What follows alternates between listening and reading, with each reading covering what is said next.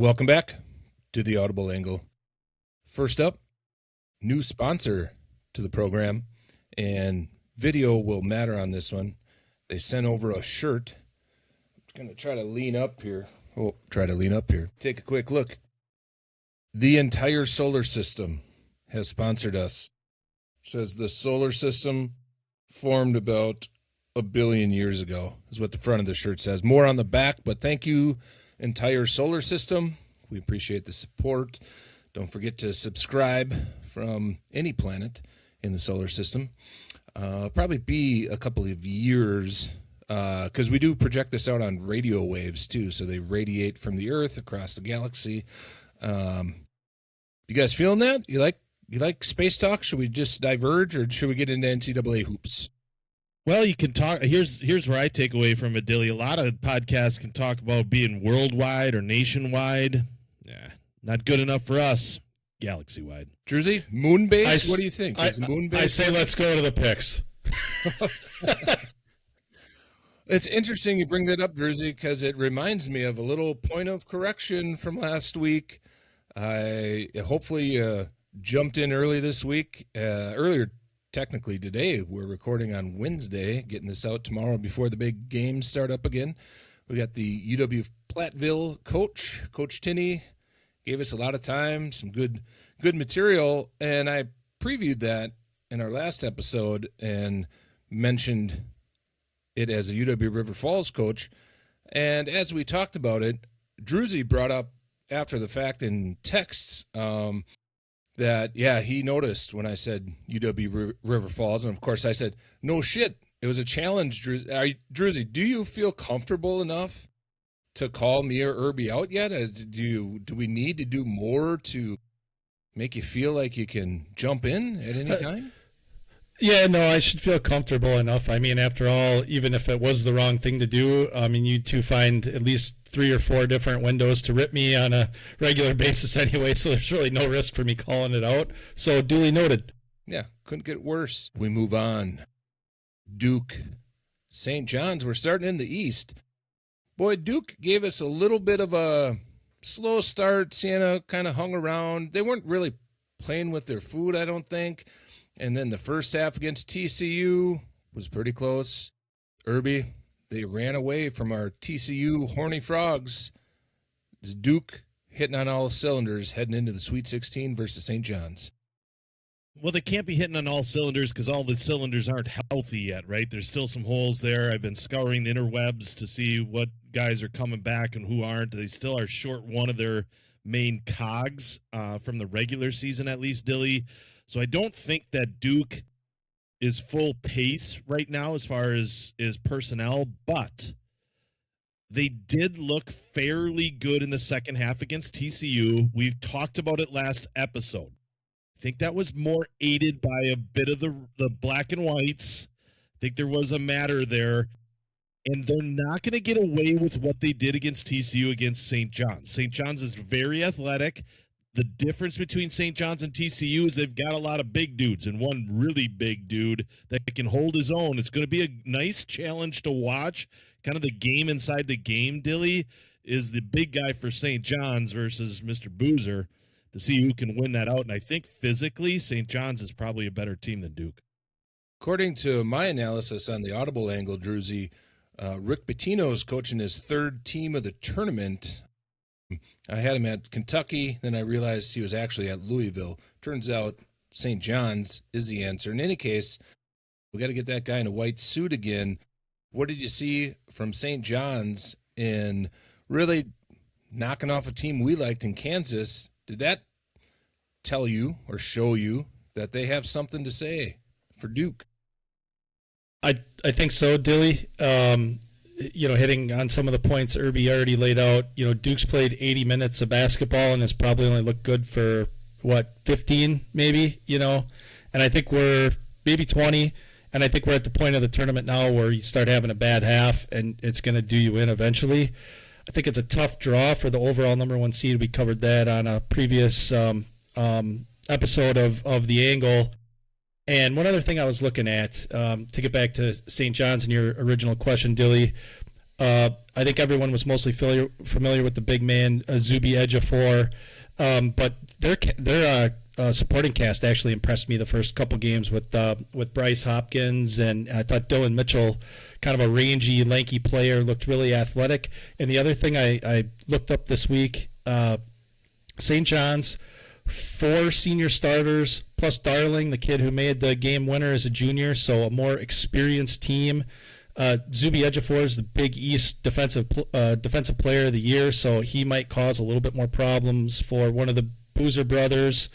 And Duke just hasn't really passed the eye test. I mean, obviously, wouldn't be surprising if they won. They've had a hell of a season, but for reasons I just mentioned, it feels like St. John's can maybe muck up the game enough, slow it down, and I'm going to go with St. John's in this one. Whoa, Druzy, we're not quite doing we had you yet. But gotcha. But we'll come back to you for your official prediction, because there's always a chance we convince you to go the other way.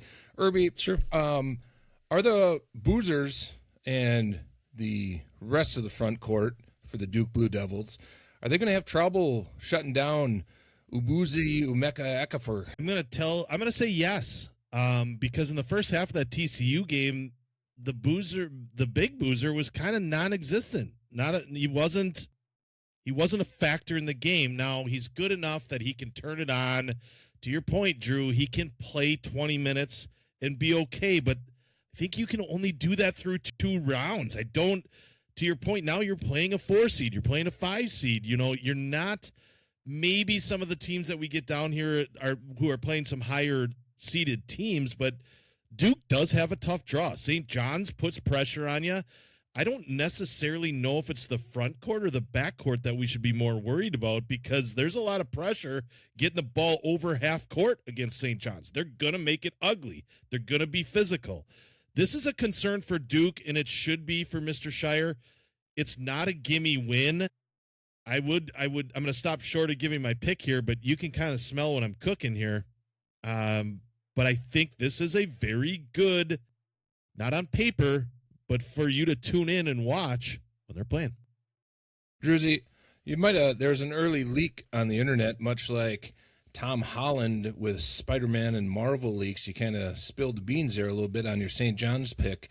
What gives you the most pause about Duke, other, a little more than being the best team in the country for a lot of the year, a lot of people's number 1 seed overall?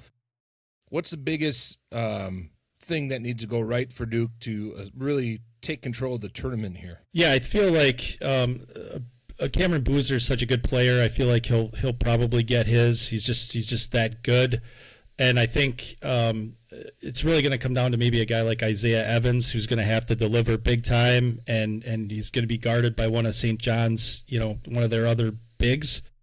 And then I think the other thing is the health of Ngongba. He came back, but is he at full health? I mean, Duke is absolutely going to need him if they're going to have a chance to win, especially if the game gets physical. And I should probably say when the game gets physical, because I think it just will. And so I think maybe the supporting cast like Evans and Ngongba are going to be a key for Duke if they're going to pull this one out. Druzy, final prediction? Yeah, I'm going to stick with St. John's, but I think it's going to be a great game. I think if you like physical basketball, this is the game for you. It might not be the highest scoring game. I can't wait to watch the game. It's a solid Sweet 16 matchup, but I'm going to go with St. John's, as mentioned earlier. Irby, what's this game going to look like, and who's going to advance? Yeah, Druzy hit the nail on the head here. I'm going to predict that Duke is going to get into foul trouble with Evans in Negba, because they're good. Evans is undersized. I mean, as far as width, he's a skinny big, if you will. That is not what St. John's is. St. John's is punch you in the mouth. They're going to keep coming at you. It may be very opposite from what we saw with TCU and Duke. TCU didn't have enough. I think that's Duke's weakness. I've predicted this. I'm in 8 brackets. I think 6 out of the 8. I have Duke leaving the tournament in this game, Dilly. I'm going to stay with that. St. John's or Kansas, they play very different games, but the winner of that game, St. John's, is the better team, because Kansas forgot to play defense on the last series there when St. John's had the ball. I've got St. John's. I don't think it's going to be comfortable for St. John's. because no game do they play is comfortable. It's helter-skelter. It's ugly. It's last play. But I like them. I'm going to go with St. John's than the Johnnies. Looks like you guys are going to overrule me here. I still like Duke. You kind of tie yourself in knots looking for a reason to find a weakness with them, and then you look at their last 10, you look at their net rank, their blah blah blah, every little thing, and you try to convince yourself. And I'm going to stick with Duke on this one, and I'm going to be overruled. So we're going to advance St. John's here for our official predictions, and we're going to slide down to the bracket. Now, one of our most highlighted teams of the year of real positivity, coming from a great conference full of great teams. They got past Villanova to finish second in their conference overall, with the mighty Yukon Huskies facing from the weak Big Ten, the very unsuccessful Big Ten last week. Michigan State, guided by Nick Saban, going up against Yukon and Coach Calhoun. Irby, give us our first take on this matchup. It's probably going to be a better game than I would like to admit, Dilly. I will tell you that. I haven't been on Yukon very much at all. I think they're from a horseshit conference, which they are. I will tell you that I don't like their coach. I think he's a lot of semantics, antics, bullying referees. But there's a guy across the court, man, right next to him, that's done this, been there, done this for way longer than Hurley has. I like Izzo. I like Izzo teams in March. I really like Izzo teams when they get down to the Sweet 16, the Grade 8, and the Final Four. I'm on the Spartans here, but I will tell you it's going to be closer than what I would prefer just because of the three-point shooting with Yukon. Michigan State's more athletic than Yukon. So they're going to run, and they're going to put Yukon in some trouble with those big guys. Druzy, Michigan State versus Yukon. Did the audible angle get out over their skis a little bit on the Yukon trashing over the last couple of months? For those that didn't know, there was a little sarcasm the last time I spoke. We're not very high on the Big East End. We are high on the Big Ten. Michigan State, battle-tested. Do you see it similarly to Herbs? I do see it similarly to Herbs. However, I will say maybe we got over our skis a little bit. I mean, you got to hand it to UConn. They only have 5 losses. They took care of business pretty handily the first 2 rounds. I know Irby's going to fall over backwards in his chair, but they've got a pedigree over the last 3 or 4 years of being incredibly successful. Alex Caravan's been a part of 2 championship teams, so if you want to make the argument for Izzo, you almost have to make the argument for Calhoun, who I don't have a love loss for either, but championship pedigree over the last couple 3-4 years. And I agree with Herbs. I think it's going to be a close game. I think there's a lot of even matchups in this game. We're not going to spend a ton of time going back and forth and highlighting either side on that one as a tribute to our longtime listeners, because they knew we were taking Michigan State. They knew we weren't going to pick UConn. The matchup that might have been in many people's brackets in one way or another over the last 25 years, per year possibly. Every year they're in the same side of it, but maybe even at the end of the deal if they were on opposite sides. Michigan State versus Duke. Druzy, we're going to go back to you first. Is this where the end of the line comes for Michigan State? I'm sorry. We got St. John's. Ooh. What am I even talking about? We advanced St. John's. Ooh. Rick Pitino, Tom Izzo. Are we just old guys hanging on to old guy coaches and old school type basketball, NCAA? Is that our problem? Or is this really going to be the matchup? We are for sure old guys hanging on to old guys. There's no question about that. But I do have Izzo and Sparty getting past Rick Pitino and St. John's to go to the Final Four. I think that's the right pick. Michigan State looked great. Jeremy Fears, one of the best players in the country, really facilitates offense. And Cohen Carr, who I fell in love with last Saturday, who was awesome in that game against Louisville, was really the difference. Irby, do you see it the same as Druzy at this point, as St. John's Is the story over? Yeah, I do see it the same as Druzy. I'll echo his sentiments. Carr is one of the best jumpers in the NCAA by far. High flyer, fun to watch. I do disagree with Drew a little bit. Fears is a very good player. I don't like him because his character is in question. I've seen a lot of things that he's doing. Everyone across the country has seen what he does when the cameras aren't watching, but in the NCAA tournament, there's cameras always watching. Sorry, buddy. So try to pull that bullshit. You'll be sitting on the sidelines. I'm sure of it. This is Sparty's win here against St. John's. Tune in. If we are right on the audible angle when St. John's and Michigan State play, it's going to be 40 minutes of up and down basketball. Hold on tight. This score could be, if they're making shots, 102-99. It's going to be high scoring because they're going to run. Toss-up question. First guy to talk gets the answer here. In the audible angle Calcutta auction, were we too weak? Did we kind of wimp out on digging a little deeper for Michigan State? Okay, good answer. We did get a correction from our stat guy. Jim Calhoun, no longer the Yukon coach. It is Gino Arimina or Arimana Uarima. Gino, many championships over there. Congrats to Yukon. Maybe we overlooked that coaching matchup a little bit. We're going to continue on down the. Who do I got? I got Duke over Yukon. No.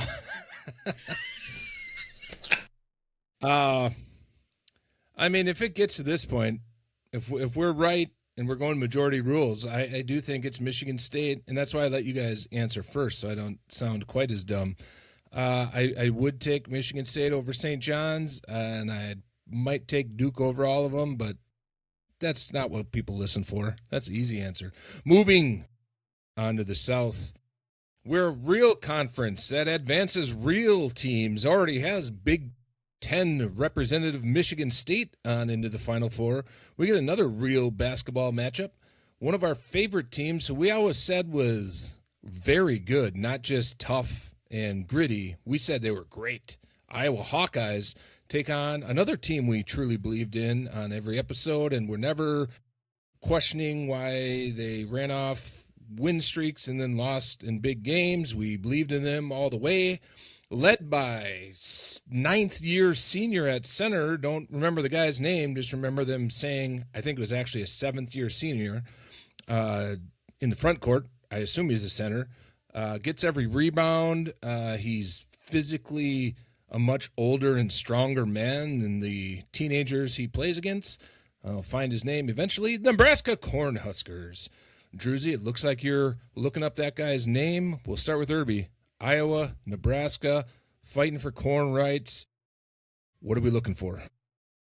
Well, when you look at a matchup that's Big Ten versus Big Ten and the Sweet 16, Dilly, the first thing you have to look at is what happened during the regular season. Everybody's probably looking at that. I looked a little bit deeper here. Both games were pretty tight. The first matchup was won by Nebraska in regular time by 2 points. Iowa did play well. Very low-scoring game.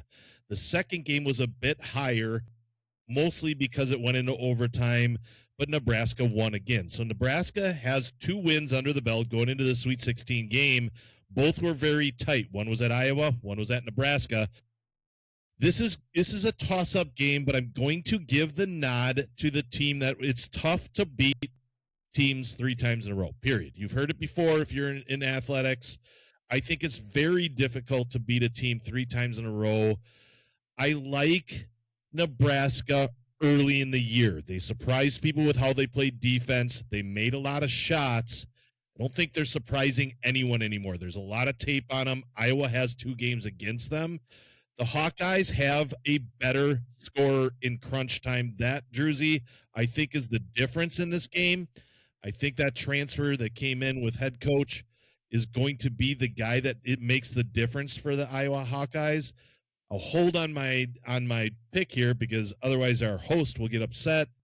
But it's going to be a good game, low-scoring game, expected to be under 60 each way. So those of you that are looking to make a friendly wager with your buddy, it's going to be 120 or below. Druzy, You know it's your turn. Yeah, I agree with Herbs in the sense that I think Bennett Sturts is probably the best player. Going to be the best player on the court here from both teams.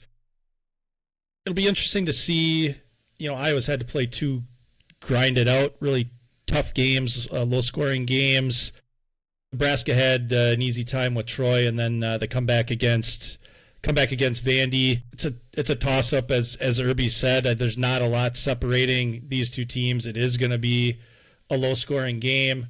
Without making my pick, I do like Nebraska's toughness, and just wonder, does Iowa have enough left in the tank? But looking forward to another good game here. Again, we like to instantly correct ourselves. My guy from Nebraska, the 6'10", 250-pound forward from Groningen, Netherlands, rank mast. Maybe I just was selectively watching that one. I thought he really dominated Troy. He did have 6 boards, though. I thought he got every rebound. Turns out it was only 6. So I'm going Hawkeyes. That's my analysis. I overrated this guy watching him play Troy. Nebraska stinks. They won too many games against Iowa this year, according to Irby. They got no chance. It's the Hawkeyes. I'm picking first. Shout out Blake Meisenheimer, probably one of the bigger Iowa fans I know. Hopefully he listens to every episode like the rest of the solar system. Druzy, actual pick. It sounds like I may be going against the grain on this one. I got Freddie Hoiberg and the kiddos Sammy and Nebraska winning the game, and a very close game. I'm going to stick with Nebraska's toughness. I know they got off to a great start and struggled a little bit towards the end, but I feel like maybe there's a little bit of magic happening for the Cornhuskers, so that's my pick. Irby, let me jump in before your pick here. Another stat correction. Forgot about old Freddie Hoiberg. He's just recovered from stress-related heart issues that he had 15 years ago when he was coaching at Iowa State, I think, or Wolves or something. I don't know. Forgot about Hoiberg. Did we forget about Hoiberg? And who's your prediction, Irby? What a great place to be in, Dilly. I appreciate you picking first. I appreciate Druzy going against the grain, because this is the most important prediction, because this is who we're scribbling down in the old notebook to see if we're right. Freddie Hoiberg was good 10 years ago. He's got a flash in the pan this year with his guys. Dilly, we talked about it way back in December about Mast and he not showing up. He hasn't shown up since this is now moved into 2026. Welcome to 2026, Cornhuskers. But this is your last stop. Not so fast, Druzy. It's the Iowa Hawkeyes moving on here. It's very difficult. Do not underestimate trying to beat somebody 3 times in the same season. It ain't happening today. Iowa's moving on. Irby, the solar system thanks you for your decisiveness there. If we weren't Big Ten fans, we might want to suggest that this next matchup outshines the previous matchup we discussed. On a national scale, you can easily argue this is one of the best matchups. Duke and St. John's pretty exciting. Yukon, Michigan State pretty exciting. But for people that have paid attention to recent basketball, they're not given any ground up, and I'm talking Illinois, another representative from the Big Ten, facing down a team that Irby declared would be the champion probably 5 years ago, but it was only 15 weeks ago he got on the bandwagon.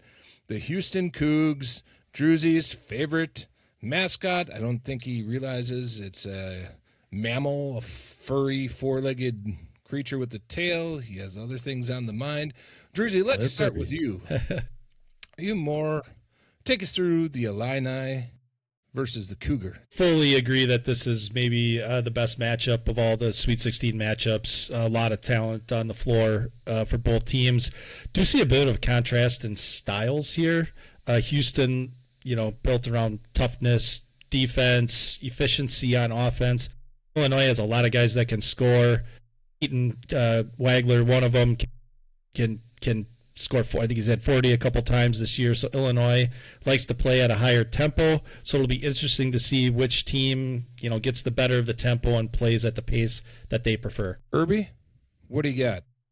Yeah, it's two different styles, Dilly, but I'm going to go back to a team that's near and dear to my heart and who's watching probably the audible angle because they're trying to figure out the brackets because they couldn't figure out their matchup against High Point. But the reason and the way that Wisconsin beat Illinois at the end of the year on enemy soil was they made more threes. And I called it, we talked about it, Illinois doesn't like to guard outside the three-point line. They are the tallest team in the NCAA tournament. They're the tallest team in the NCAA's period. Houston is battle-tested. Houston has been here before. Illinois has not because most of the kids that are playing for them were over the big pond at this time last year. Houston was not. They were playing in this tournament, and they went all the way to the finals. The Cougars are a better coached team. The Cougars are a better team, period. The difference here is the defense will make Wagler's life miserable. They've got enough on that team to guard him. He's a good player, Drew. You're absolutely right. But this game will come down to who's going to be the toughest. Illinois is not tough, and they don't guard the three well enough. Houston's going to make more threes, make more plays. I can arguably say they have the second best point guard in the tournament remaining. By far, that freshman is the second best. We'll get to who the best is, so stay tuned. I think you might know who that is, Dilly and Drew, but a lot of the not-so-often listeners may not. But that point guard, that freshman point guard for Houston's a real deal, and his running mate also can knock down big-time shots, and he's done it in this stage before, Dilly. Druzy, we're going to ask for your final pick in this matchup, and on a bonus question, is the only reason that you would pick Illinois, would that be just to irritate Herbs and see if he goes full climactic fall off the chair and tears down a flag down off the wall and throws his mic?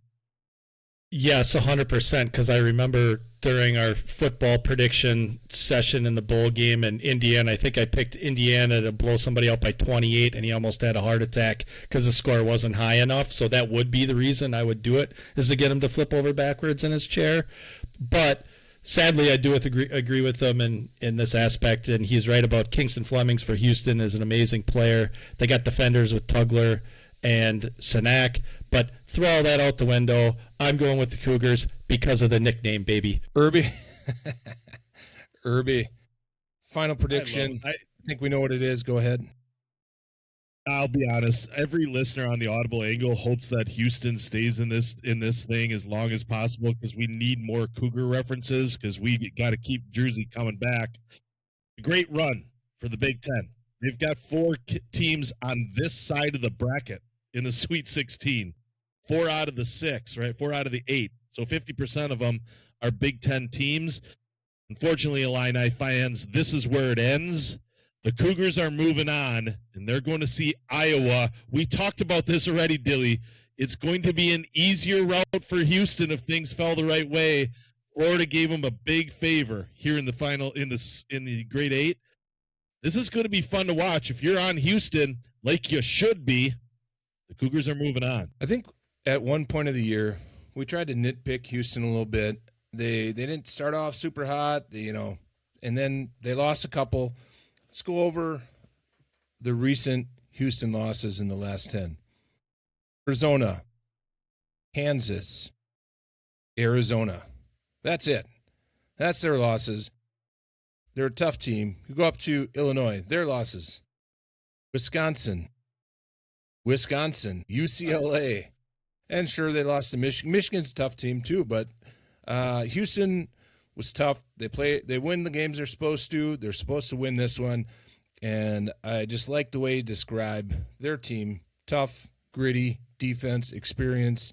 Move them on to face, and this one might be a short one, the Iowa Hawkeyes for a ticket to the Final Four. Is it going to be an all Big Ten Final Four on this side of the bracket? Are we looking forward to Michigan State versus Iowa, or does it all come crashing to an end?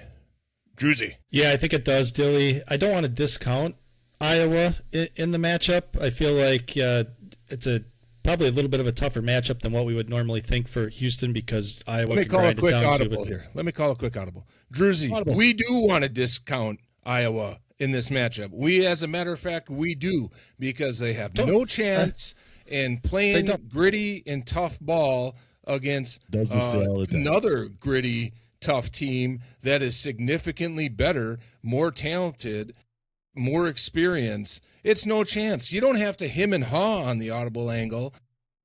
It's the Houston Cougars. Don't give us this Iowa, don't want to besmirch them. Bullshit. Who gives a shit about Iowa anymore? Now we're punching tickets to the Final Four. Druzy, what do you think about Iowa versus Houston? Iowa doesn't deserve to be in this game. Cougars all the way. They're the best team by far. Stamp Houston. The end. Irby, any thoughts? We talked about Sturts being one of the better players on the court. He's going to be the 5th best guard on the court, and that doesn't mean any of those 4 others. They're all in Cougar jerseys. It's Houston Cougars waltzing into the Final Four. Cougar heaven in the Final Four. And, you know, we power through matchups quickly when we know the outcome. We're going to slide over to the Midwest. This is a fast-moving episode. We might get out of here before the 78-minute mark, like unusual. Michigan, who we thought might be a little injured, might come out a little, vulnerable. All they did was blow everybody out. Up against Alabama, who's hoping the entire team is still on the team and eligible, getting through another Monday, Tuesday, Wednesday. Those are big nights for guys getting in trouble in Alabama. They got past Texas Tech pretty convincingly. Michigan, Alabama. We'll start with Irby on this one. This is a team I like in Alabama, Dilly. I've been on them all year. I stayed with them in the first 2 rounds. They're going to play a team in Michigan that the first 2 rounds didn't give me a whole lot of faith, to be honest. Like, I didn't see anything amazing from them. I saw ho-hum games, which you probably should have when they're playing a 16 seed and then they're playing a 9 seed who upset a 8 seed who shouldn't have been in the tournament. But boy, is it hard to get on the bandwagon with Michigan? It is, because I don't know who they are when it matters. Because the games that we saw, now granted, I think they lost 1 game, 2 games, because they lost to Purdue in that championship game all year. So it's hard to get off of the Wolverines. It's hard to jump on Bama's bandwagon. They're going to be more athletic. They're going to be more athletic. I think the key to this game for Alabama, and I'll focus on them, is if they can make their threes. They shoot more threes than anyone in the country. They shoot more threes than the Badgers. Because Bama says, if you see it and you're open, shoot it. And every single guy is able to shoot it. There's another good point guard on this team that's young. They're a young team as well. With a lot of talent in the front court and the back court. There's a lot of reasons to like Bama here, but I don't know if they're going to be consistent enough because Michigan, well, they just win. Druzy, Irby sounds a little undecided there. So kind of hemming and hawing a little bit. Talk about both teams, but end up with your prediction. Lead us. Yeah, Tell us a tale. I think he has every reason to hem and haw because this is going to be a great matchup. It may not be the best matchup, but it might be the most entertaining of the Sweet 16. I think we're going to see a ton of points in this. I'd favor the over, which was in the 170s, I think, the last time I checked it. Evenly matched games. I will give Irby a lot of kudos for sticking with Alabama over Texas Tech. He called that one last week, and they looked really good against Texas Tech. However, to your point, Dilly, Michigan has looked pretty steady all year long, and I think this is the game where finally not having Cheech Holloway, Alabama, in the lineup is going to catch up to them, and I'm going to go with Michigan, and their big guys, Mara and Lindenborg, are going to outscore Alabama, and I'm going to stick with the number 1 seed Wolverines. Irby? Prediction time. Take us through the rest of your text, Dilly, and let's be honest. I just got a text. This is right off the ticker. Holloway is now again eligible. Evidently, the glove did not fit. The glove did not fit. It was not him. He did not do it. He is playing in this game. Druzy, I'll maybe give you a chance, but Holloway is playing. He did not deal drugs. He was not. It was not his glove. It had to be the girlfriend or the boyfriend. It had to be him. It was not him. With that being said, Drew, it's the Wolverines that are winning this game, and Holloway ain't playing either. Wow, what a emotional roller coaster. I'll do more like a bungee jump here. It's Michigan, best team in the best conference. It's over for Bama. Go back to football. You stink there. SEC stinks. SEC not good at football. Big Ten dominates the SEC. It's over. Big Ten network better than the ESPN SEC network conglomerate. Track and field, cross country, darts, rowing, volleyball, wrestling. It's over for the SEC. Moving on. The SEC is back. Tennessee. Tennessee versus Iowa State. Strong tradition. Peyton Manning. Other dudes that played there. Can't think of one. T. Martin. Pretty good quarterback back in the day. They take on Fred Hoiberg and the Iowa State Natural Disasters. We like the Big 12. We barely acknowledge Tennessee. Druzy, tell us something we didn't know. We're still going to continue to ignore Tennessee. We're going to continue to not talk about them. We're going to continue to rip the SEC, and we're going to do that because Iowa State is a better basketball team, a better wrestling team, and everything else Dilly just said, and it's Iowa State time. I don't care if they have Josh Jefferson or not. Iowa State, better basketball team, Iowa State, onto the Elite Eight. Irby? Iowa State by 72 against the team in orange who nobody cares about. They win by 72. It's not even close. Checkerboard's done. Sweet Home Tennessee. Not even a song. Rocky they couldn't even Top. make that song. Get over it. They're done. Moving on to the Elite Eight matchup. The best conference with the best team, Michigan, versus the other best conference with maybe the most exciting, hot, exhilarating team from the Big 12, Iowa State, Michigan. It comes to a head here, boys. Does the Big Ten get a second team into the Final Four? We're going to start with Herbs on this one. Your answer on the last game, a little short, so we'll give you a little more time on this one. Banked the time. I appreciate that, Dilly, and we've been on them. We've been on these two conferences, no joke, since the start of 2026. We knew that these were the top two conferences in the country. It doesn't surprise me that Michigan is also playing Iowa State. If you think there's a better matchup, there is for Michigan. We'll see it potentially in another weekend on a Monday night. If there's a better matchup out there, because it could be Iowa State against Michigan State. It could also be Michigan against that other team from the Big 12, Houston. So the winner of this game is going to go and have a very good chance to play for the Natty. I like Iowa State here, and for one reason. The three-point shooting, the 50% three-point shooting by Milan Milosevic out of Pewaukee, Wisconsin. That guy is a sharpshooter at 6'9". It's solid.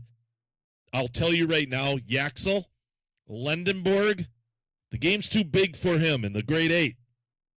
I like my guys, the Cyclones from Iowa State, Ames, Iowa. Druzy, have we gotten anything wrong in this analysis of Iowa State? Do they have vulnerabilities that we're overlooking because they get hot and they look dominant? Well, we rarely get things wrong here at the angle. There is one more calculation we need to take into account here, and I just mentioned his name. This is where I do think Joshua Jefferson's health matters.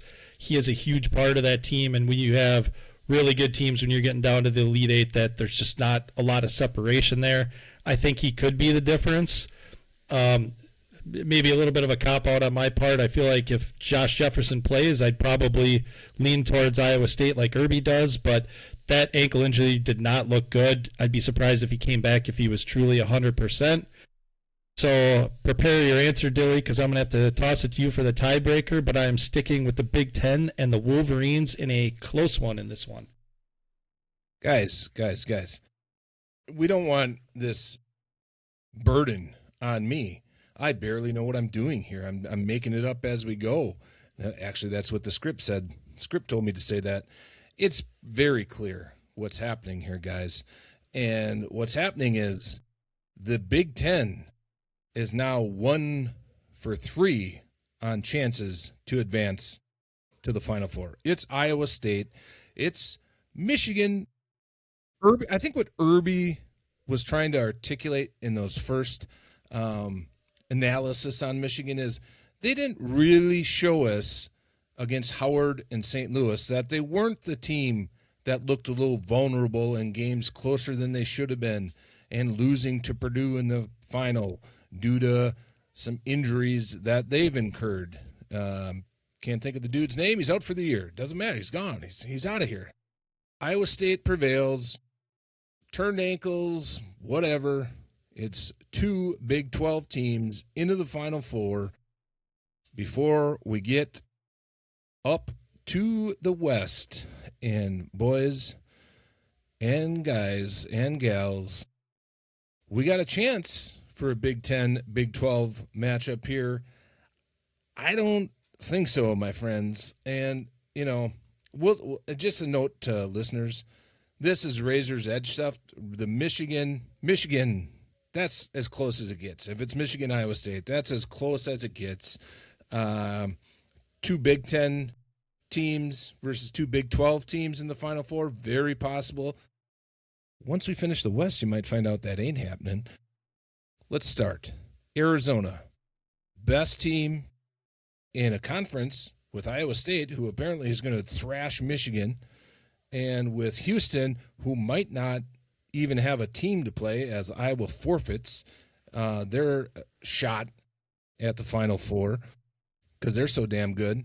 We got Arizona Wildcats against a great team from a conference we respect, the SEC, the Arkansas Razorbacks, with the rafters, shadows in the rafters, Nolan Richardson, the other guys from those years, 40 minutes of hell, we're pressing everybody, suck it, you can't even get the ball up the court. Not exactly the same thing today. Arkansas, Arizona. We're going to start with Druzy again because I like to let Irby boil and simmer a little bit. Yeah, it should be this should be another great game. Both teams taking care of business, but especially in this last round, didn't do things necessarily convincingly against teams they should have beaten. So they're coming in the same state of mind. Arizona has the best player in this game. I'm sure we'll touch on that. Irby's going to get to that. We did talk about Arizona supporting cast. I think what I've noticed over the last couple of weeks is actually very good and probably sold them short. And you can never count out Coach Cal. Arizona has been the best, most consistent team all year. So it should be a relatively high-scoring game. Should be a great game. Make my prediction in a second, Tilly, or do you want it now? Well, we're just hold it. Just hold on. Just hold on. Because it sounds like you're going to say something that we might not like. So we want to let that simmer. Irby, the Arizona Wildcats are favored, if you can believe it. They're favored by 7.5 points. Is this outlandish? Does Vegas know something that anybody with 2 eyeballs knows? If you take down Hawaii and High Point, what questions are left for this Arkansas Razorback team to answer? Vegas sometimes disappoints me because it's easy to take Arizona here because they've already been anointed the number 1 overall seed, right? Like, nope, they haven't. Duke has that, but Arizona was the best team through the entire year, essentially. You know why, Dilly? because they play in a better conference. Duke played one good team all season long. One good team. It was a half-ass good team. Duke has no right being the number one overall. That's why we didn't even take him into the grade 8. Arizona is solid. I'm not sure who Druzy said is going to be the best player from Arizona on the court. If he thinks that Breeze is better than a player that Arkansas has, who is maybe the best point guard that we've seen as a freshman in the NCAAs for a very long time, maybe since Mateen Cleaves. If you remember him back in the Spartan age, he's a pretty good point guard.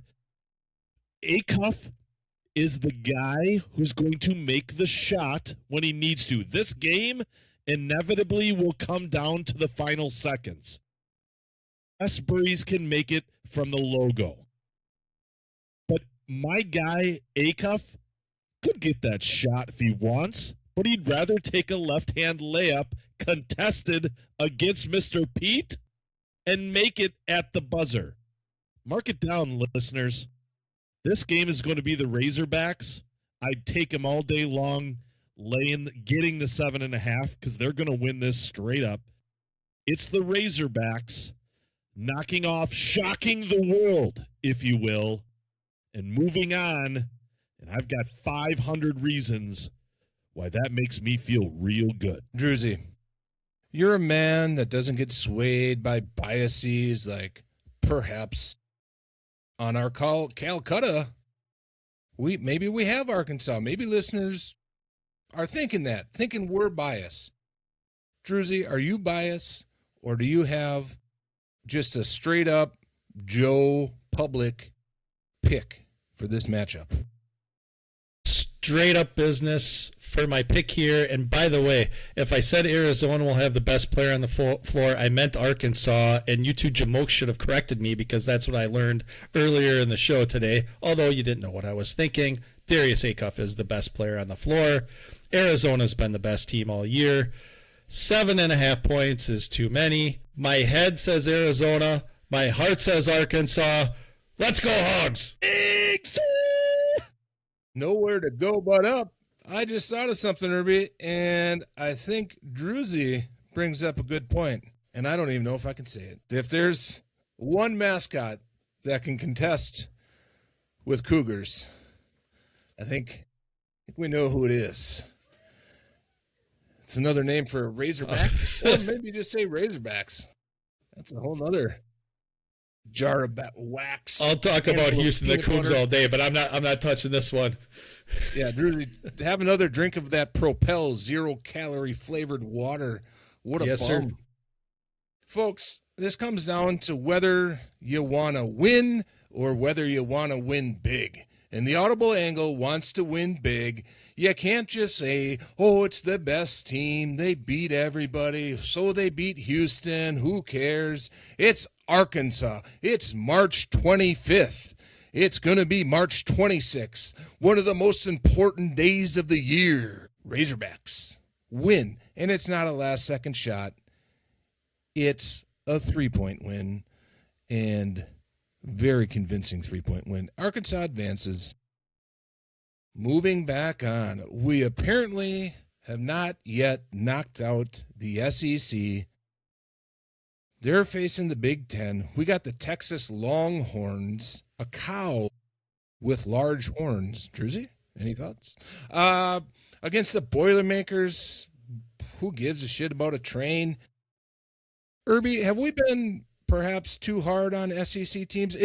Now we're almost through the bracket. Is it time to give another SEC team a little credit for knocking off a 3 seed in Gonzaga? Always a contender over our lifetimes, basically. Knocking off the Big 12 BYU. Has Texas proven it?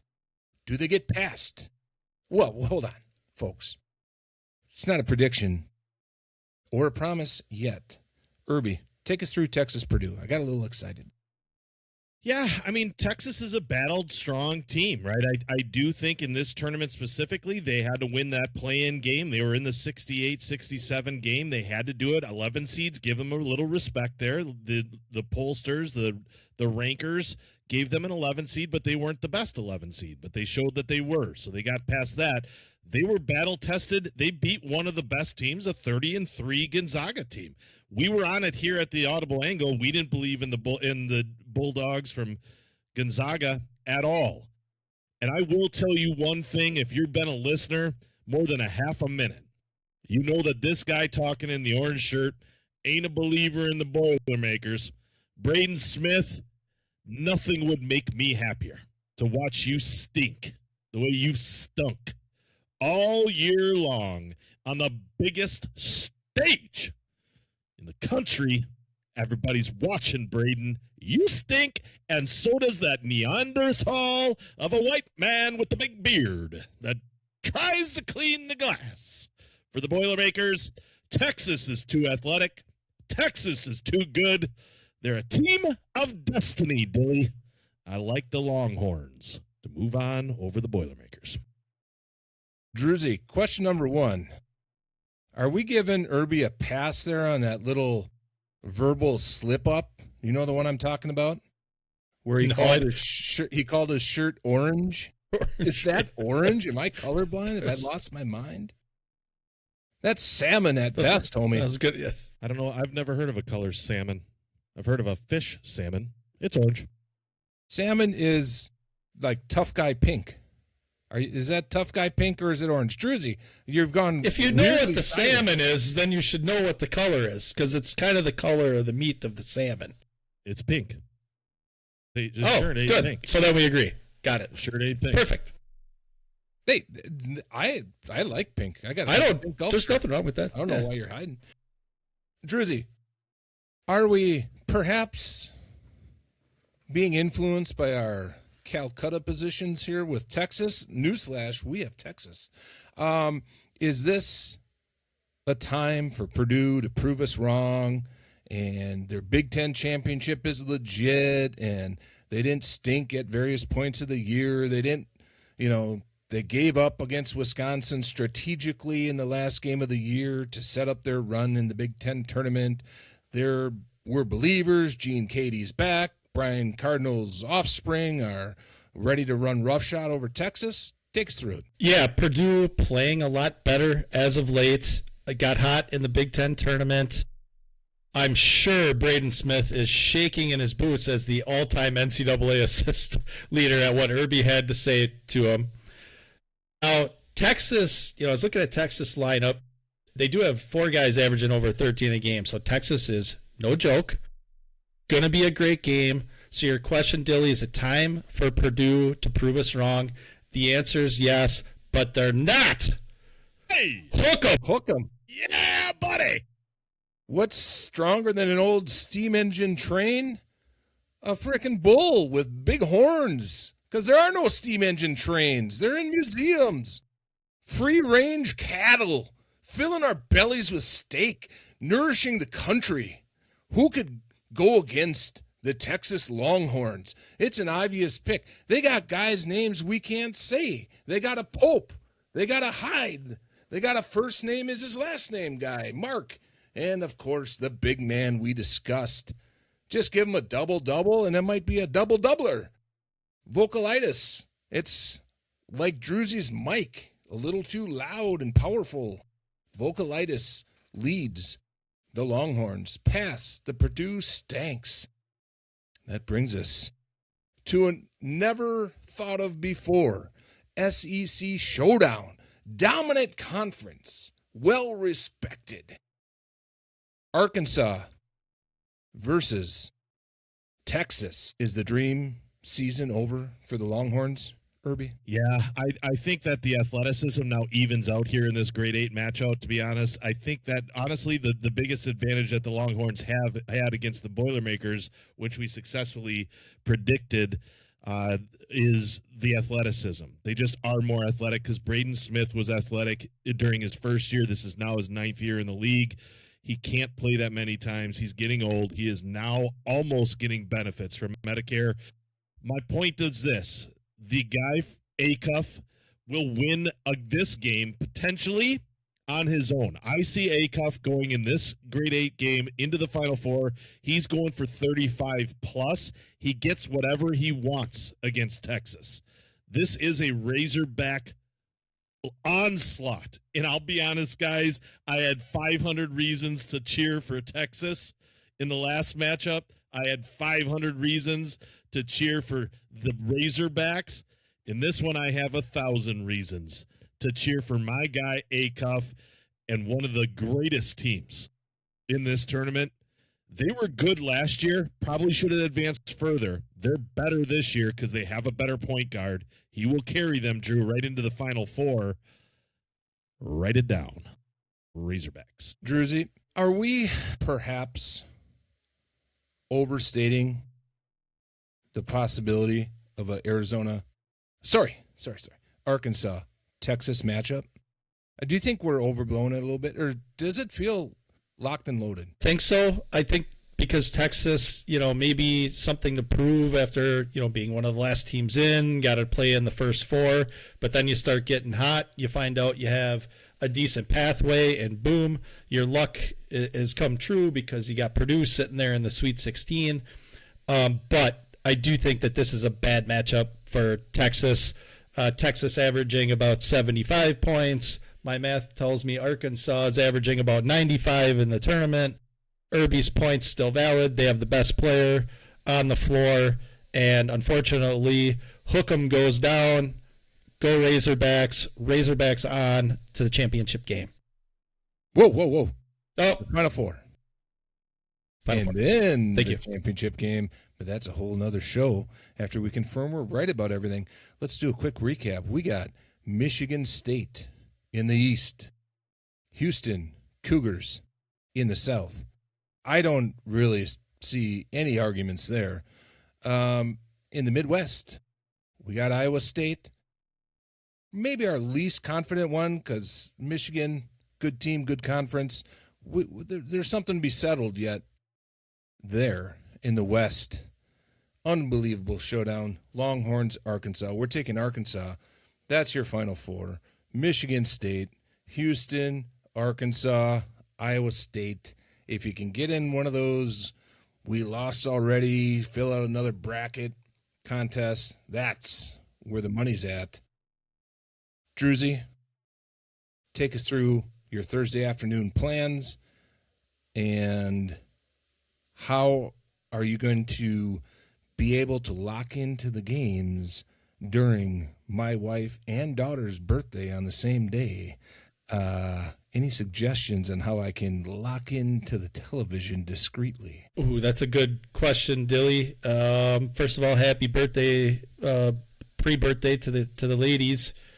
I'm going to be settled in at home front here, trying to catch all the games. I wish I had something to tell you other than feel free to involve me in whatever your plan is. I'm sure I can cook up something. I'm more than willing to be a part of that. However, let's just make sure that you're comfortable with whatever the outcome of that is going to be. Druzy, you just solved it for me. Shit. Yeah, I'm going to be here in the afternoon. Guys, this is a little off track here, but secret birthday cake, because they're going to be out doing stuff in the afternoon. Pop a cake in the oven, frost it up. I'm an excellent baker. And, man, that is going to blow their socks right off. Whew. Irby, draw it up for me. Thursday night plan for success. We got a lot of action on Thursday for our interests. Yeah, I'll be honest, unless I get dragged out against my own volition, which could very well happen, I've got a pretty busy Thursday night. I've got a little nonprofit wrap-up meeting. We had it last Thursday. We got to talk cash. We got to do this. We got to do that.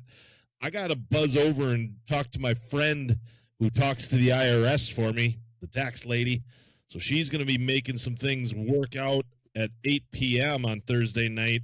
I should be able to wrap that up by about 8:30, so I'm going to be able to catch most of the second games. If I do it right, I'll have the phone all charged up, ready to roll. It'll be rocking and rolling. We're going to be mobile as we do this. I'll have one eye on my phone and one eye on the crew to get them fired up for our upcoming golf outing that we'll be running for the Wisconsin Waterfowl Association. We never rest. We're still always looking for money. But, Dilly, I will be locked in for that second set of games. That's going to be an interesting set. I will be feeling real good because the Longhorns have the first game. It's already going to be done, baby. 500 reasons to celebrate. And we're rolling into the weekend. Irby, and by the way, we might have to just edit out this big downer of Druzy sitting at home by himself watching basketball, me and Irby on phones, one earbud in, walking around like this. No, I got an ear infection, got to keep it covered up. Because that whole thing, after I'm done baking the cake, I got to get over to the EMGA board meeting before the EMGA member meeting. So I'm going to be sitting in some little, basically a ballroom, might have a couple beers, which would be nice, and slide out to the bar where the TVs are. So I'll catch some action. But, boy, you got to keep things charged up. You got to stay mobile. We're old guys. We're not so old that we can't figure out the mobile viewing and earbuds and all that. But, man, get a little older. Things come up. We're going to get her done. You know why? Because Saturday is the big day. Texas, Arkansas for the Final Four. Love hearing from you. I know at one point I thought we were going to be done in about 38 minutes. We're over an hour as usual. Let's wrap it up. Do some hand signals for those on video. Like, subscribe.